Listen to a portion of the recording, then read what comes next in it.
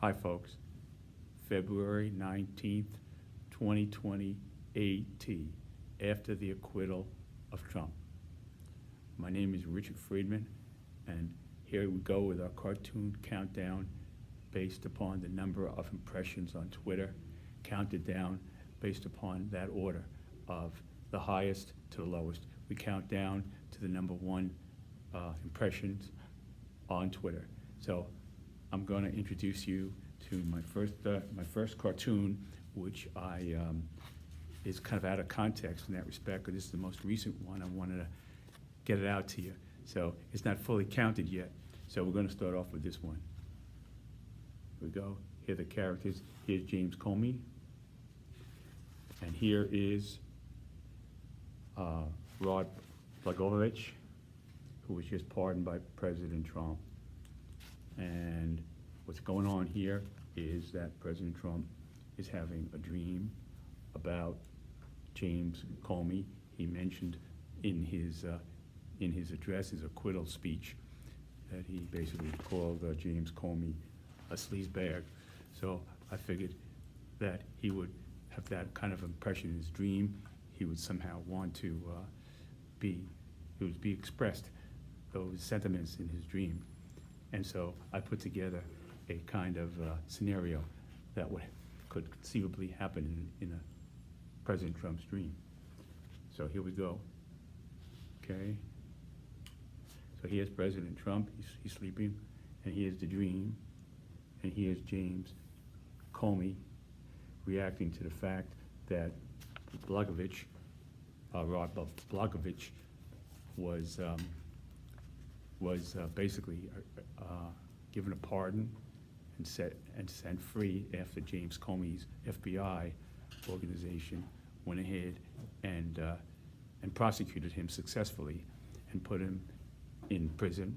And now here is the scenario of the dream here. So here is James Comey reacting to the potential release, let's say the future release of Rod Blagojevich. Okay, and here he's watching him on the TV screen with thumbs up. There's Rod on the TV screen here, and here is James Comey. Okay, and here we go. I haven't, well, I'll try to do it this way. See, you can read it yourself. That's James Comey reacting there. So I haven't felt this nauseous since my thought that disclosing an FBI investigation into Hillary Clinton's emails may have affected the U.S. presidential election. So he mentioned he got nauseous at that time when he thought he might have had an influence on the U.S. presidential election. Okay, so that was just an introductory cartoon. Okay, and second thing, before we get started with the countdown, I just want to introduce you to my new book here. And this is my new book, full of cartoons from edition 2, July through December. And here's basically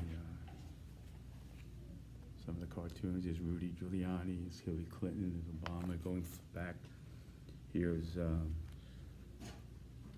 different things, different themes. Here's with the NRA and all different things. So you know that you could find this book at my website at richardsbooksofpoliticalcartoons.com. No spaces and no apostrophe S on the Richards. It's like plural Richards. Richards Books of Political Cartoons. No spaces and no apostrophe S on the Richards. So if you ever get around to it, you'd have a good time, like kind of like a Disneyland trip, you know, into the political world. Okay, so let's get started with the countdown. Okay, here we go. Here we have the new President Trump holding up the New York Times. This is the Washington Post, excuse me, the Washington Post. Yeah. And it says, Trump acquitted. And here's his response. Here's President, here it is, and there's President Trump's response.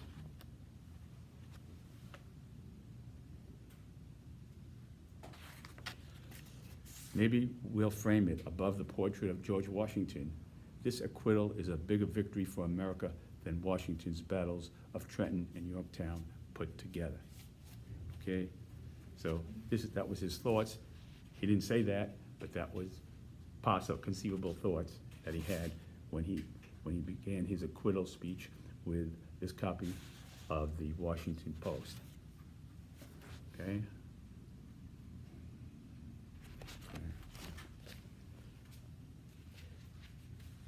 Here is Nancy Pelosi ripping up the president's speech with the Vice President Pence behind. Okay? And we go. Okay? So here's Pelosi's thoughts, conceivable thoughts, as she's ripping up the speech. This is President Trump's speech addressed to the nation. This was not during the acquittal. This was prior to that. This was his address to the nation. State of the Union speech. This was his State of the Union. Okay. And here's Nancy Pelosi's thoughts. From the speech, with all these pieces of bologna, we will make a bologna salad that will feed every hungry child in the world. So as she rips up, that's her possible, conceivable thought that she might have been having. Okay? That was February 4th, 2020. AT. Okay. And this was before. This was not AT. This was BT before, because this was when he didn't get he got his acquittal subsequent to this State of the Union address. So this was not AT. This was BT, before the acquittal of Trump, just before. You can see it looks a little bit more modest there. So, okay. So there we go with that. All right, now, here we have a new challenger coming into the Democratic Party, Michael Bloomberg. So President Trump has come up with a new nickname for Michael Bloomberg. I think he calls him Mini Mike. So I came across the idea of taking Mini Mike, and he's saying Mini Mike is going to use boxes, wooden boxes, for his debates with the Democrats to make him, look a little taller for Mini Mike. So here's a potential occurrence with President Trump debating Mini Mike, and Mini Mike outfoxes him in a way because he doesn't bring the boxes, he puts on wooden stilts instead. So here he's towering over Trump, and here's Mini Mike. So Mini Mike has on these real high wooden stilts. So he's towering over Trump. There he's with a microphone and everything. And here he's saying, F ... Mini Mike. Now he's using F ... wooden stilts. See, he has a dream. Oh, there he is. President Trump. And here's the wooden stilts that he's dreaming about. See? So, okay. That was that. Okay. Now here, this is with Vindman, it's a very, anyway, here's the story with Vindman. Now they've taken him out. President Trump has indicated that they might take disciplinary action. He's not saying ordering anybody to take disciplinary action, but he's saying it's a possibility that the Army, the military, would take disciplinary action against Friedman for speaking untruths and for leaking information, and for speaking about his conference, his telephone conversation with the president of the Ukraine, Zelensky. So what happened here is Vindman got very upset about it, and he went ahead and he spoke to some people, and this reinforced the leaker's statement about what he had said. So anyway, so here he is, Vindman being let out of the White House. There's Trump smiling at him, saying goodbye, and the two security guards. There's the White House in the background, and we will find that leaker a job at the Pentagon where he can leak all he wants. Okay? So what Friedman basically did is he verified what this individual came forward, was brave enough to do, to come forward, and and he verified it from the first hand basically as a witness to it. And for that, he was ostracized by the Trump administration. And here is President Trump's thoughts as we saw him in the spectacle of him being escorted out of the White House. And there was a White House in the back. And here he is at the Pentagon washing windows, where he can leak all he wants. Okay, that one. Okay. Now here you have President Trump getting into a verbal feud with a moderate Democrat Senator Joe Manchin. Now, what happened here was you had a situation where Trump has a fantastic dream, again, a fantastic dream about Senate Democrat Joe Manchin in the wake of the president giving him the nickname Munchkin. His name is Manchin, he changed it to Munchkin, following Manchin taking to Cable News Monday to hurl barbs at the president after a weekend of back and forth that was sparked when Trump criticized Manchin for voting to impeach him from office. So it's possible that Trump had high hopes for Manchin because he was more of a centrist in the Democratic Party, willing to try to take some of the views of working out a compromise of some sort. And he was not you would call a hardline Democrat. He was more of a centrist. So Trump might have had high hopes that he would not vote for his impeachment and removal from office, but Manchin went with the Democrats, and so Trump was upset about him, and then Manchin said some things about him, and they got into a verbal feud, and this is the dream that Trump has amid that controversy here. So he goes, "What's up, Joe?" in the dream. Mr. President, I'll do anything just to get this here witch to change me back from a munchkin. I can't work like this, you see? Now he's a munchkin, this is just Joe Manchin as a munchkin, changed into a munchkin by this witch here. You see, that's the witch, like the Wicked Witch of the East, from the Wizard of Oz. She changed him into a munchkin. And he goes, Joe, trust me, for the new Wizard of Oz movie coming out soon, they say they need a munchkin puppet like you, because President Trump called him a puppet of the Democrats for voting for his removal from office. So that's basically the cartoon there. Okay, there's the Wicked Witch of the East who changed Joe Manchin into a munchkin.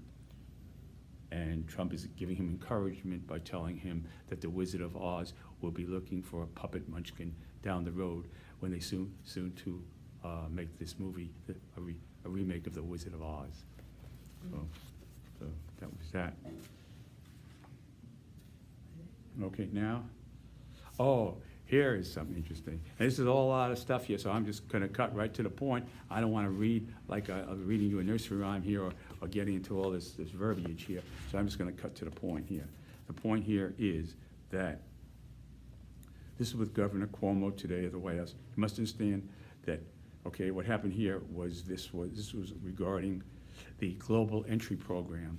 Now, there's a global entry program which gives certain New Yorkers who fly frequently and who can come forth with proper documentation in their history that they're not a threat, a terrorist threat to the nation or to the airlines of any kind, and they fly frequently, and they could be old people who don't want to wait in line, who are not healthy enough to wait hours in line to clear security.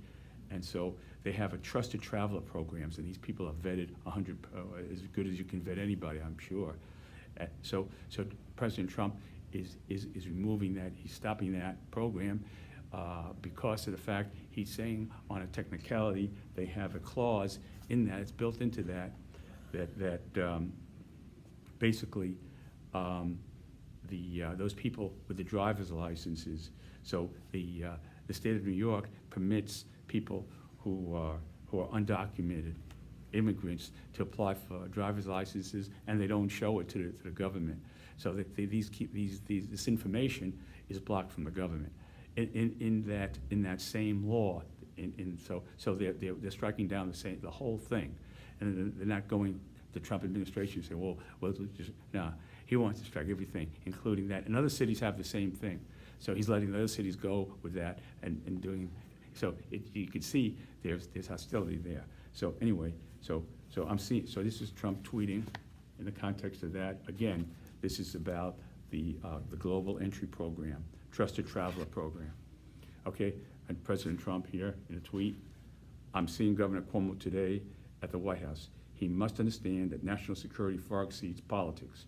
New York must stop all of its unnecessary lawsuits and harassment, start cleaning itself up and lowering taxes, build relationships, but don't bring Fredo. Fredo was the guy from The Godfather, the son who was just saying yes. He was no decision maker. In other words, he was not a decision maker. He was just going along with the flow, and trying to whatever he was doing to be important, but he had no impact, or it was just there in a suit and tie as a representative of the family, he had no decision-making power, or they say he wasn't too bright and this and that. So he doesn't want, President Trump is implying here, he wants somebody, a decision-maker, who can listen to him and then take it back and have the state of New York, particularly New York City, that southern district, drop all charges against him, and then because he doesn't mention about, he mentions about here, the thing is that here is that he doesn't mention about the fact that the driver's licenses, which he's concerned about, which he mentions about far exceeds, stop all unnecessary lawsuits and harassment. But if he doesn't appear to be concerned about the driving license situation, where the federal government can't get information on driver's license of undocumented people. So he doesn't seem too concerned about driver's license. He seems more concerned about the investigations into himself. So from this tweet, I mean, I don't know what else went on here, but that's kind of the gist of it. So then he says, this is a future tweet that I can see. They didn't get anywhere, and Cuomo offered a compromise, and they're still going back and forth. Cuomo said, well, I'll give you the information the federal government needs about undocumented workers, their licenses, and stuff like that. You get all the information you want, and still they couldn't make a deal. So anyway, this is a future tweet from President Trump, conceivably. Okay, here we go. So again, the president said, building ready, but don't bring Fredo. Bring a decision maker. I don't want Fredo. You could bring Michael Corleone. You could bring Tessio. You could bring, those guys. Okay, but not Fredo. So here he goes. I'm seeing Governor Cuomo today for the second time on this matter of national security. He must understand that New York's harassing investigations jeopardize the national security of our great country. Build relationships, but don't bring me Jimmy Two Times from Goodfellas. Now, Jimmy Two Times from Goodfellas was the guy who says, I'm going to get the papers. I'm going to get the papers. And he walks up, he fixes his tie. I'm going to get the papers. I'm going to get the papers. And that was a scene in Goodfellas. So he doesn't want anybody like Jimmy Two Times, who's just kind of like a little bit of I would say an obsessive compulsive character who has to say everything twice. So he wants somebody who can really get things done. Okay, so here we go. That was that. So he couldn't. So don't bring me. Here he says, don't bring Fredo. And in the second tweet, he's saying, don't bring me Jimmy Two Times. Have a look at that if you look up on the internet, you could find that scene there. It's very funny, very great acting. Okay, now here we go to. Okay, Trump reasserts his right to tweet on judicial issues following Barr's warning. The Post. Now Barr, Attorney General Barr, enough. He's probably thinking to himself, enough is enough. I'm going down I'm going down like with the Titanic here, because the water's rising up, and he sees the water coming up here, and he ain't that tall to begin with. He sees the water rising, and he's kind of sinking. So he has to put a stop to this. At some point, he has to say, look, enough enough, you know. So Trump reasserts his right to tweet on judicial issues following Barr's warning, and posts making it impossible for him to do his job, and the ghost of Nixon tweets support for Trump. So what happens here is that during the criminal case, so in other words, there's a question of Barr getting involved in criminal cases, and this has been a pattern here. You know, we saw the way he handled the situation way back with the Mueller report, the way that was all bungled up, and he kind of made chopped liver out of that. So we saw that, and now we're seeing that again here. So so Barr basically says by the president doing this, he's hurting me from doing my job. If you want to interpret it one way, his job as Attorney General serving the people, or his job as President Trump's attorney in the Justice Department. So. Pardon me, we're having a class here. Okay. Okay, getting out soon. Okay, so anyway, they're having a meeting here in this library where I'm working here. So anyway, that's the story. So basically, here is that. Okay, so I predict history will record that Donald J. Trump has done more to increase the power of the American presidency than any other president since me. But never forget my double peace sign here, which American patriot Roger Stone gave exiting a federal court in Fort Lauderdale, Florida on Friday. So he went like this, you know, he gave up his sign. So so reminiscent of President Nixon when he left office in the helicopter there from the White House lawn.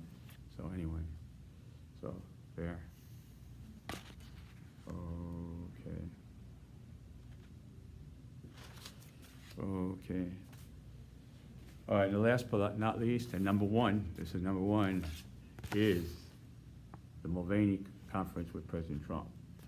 Okay. Okay, so here, Trump meets with his acting chief of staff ahead of his vengeful and angry victory speech after his impeachment acquittal. So President Trump might have sat down with Mick Mulvaney to talk about his acquittal speech, and he goes, and this is President Trump, and he's saying, basically, Mick, tonight I'm going to give those evil, vicious as hell Democrats the hell they gave me. Know what, Mick? Those corrupt Democrats never learn. They will try another impeachment hoax. Maybe jaywalking. Well, President Trump did say that they'd arrest him if he jaywalked. The Democrats would try to put him behind bars for jaywalking. So here's Mick Mulvaney retorting, you know, with a smile. He's retorting back to President Trump saying, think positive, Mr. President. They say Andrew Jackson's campaign was one of the nastiest. And you always say, but we really topped it. If the House Democrats impeach you again, there will be no argument that you were the only president impeached twice. So he'll have the great distinction of being impeached 2 times. No other president has done that. So that's a trophy, or whatever you want to call it, that no one else will have, being impeached twice. So Mick Mulvaney's trying to humor the president with a sense of humor here, with his thumbs up, saying twice, 2 times, you know, impeached. So then you have a complete record holder for the impeachments of President Trump. Will hold the record of all history. President over had been impeached twice. So anyway, folks, I really hope you enjoyed this video. Thank you for watching. And I just want to tell you that I tell you this, that just go ahead and think about it, think about the options, and keep doing with sense of humor. And the idea here is to present the facts with a sense of humor and to make you think and come to your own conclusions, not to influence you against President Trump or anybody, but just to get you to think and make your own decision, because that's really where it's at, making your own decisions, and that's the way it is. So I thank you for watching and look forward to the next countdown, seeing you again. Take care. Bye.